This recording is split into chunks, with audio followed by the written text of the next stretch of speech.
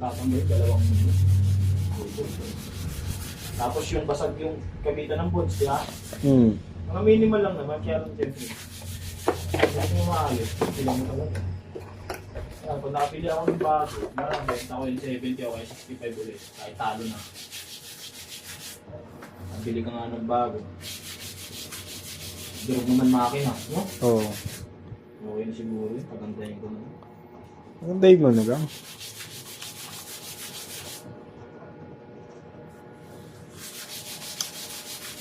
Ang gastos din talaga pag second hand, no? Sa bago din. Kasi 500 change oil ka na eh.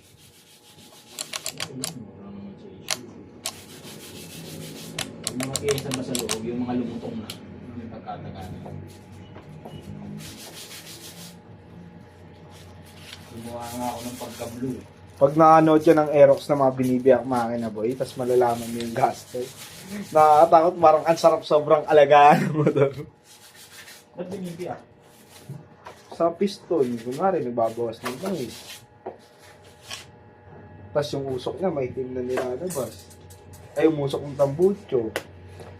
Tsaka may usok pa. Ano yun? Usok. Yan naman, Ano? usok yan naman ako. Oo, wala.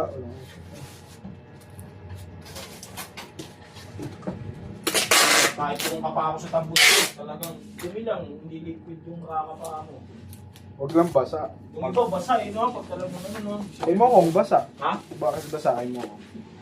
Ay, ganun. Hindi na nalaman yung option. Natural yun sa ano?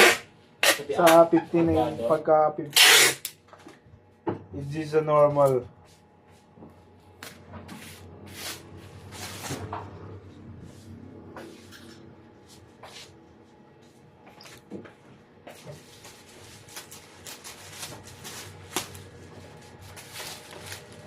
laki na yung gastos ni mga gagawin, no? Dapat yun, mabenta ni mo kahit 30. Mahirap. Mahirap sa 30 ang milyo. Mahirap. Eh, ang dami ng gastos ni Moko eh.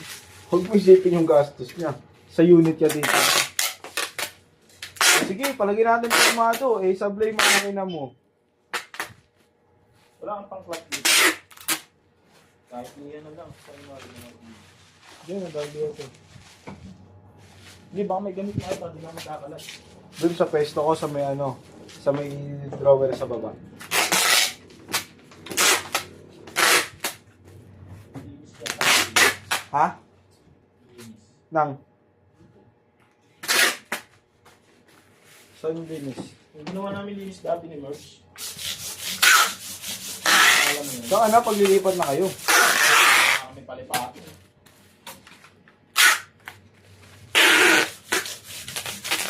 Pero ikaw, saan mo gusto? Ano sa mo gusto? Rest lang. Rest lang naman. Doon, kikita ka doon.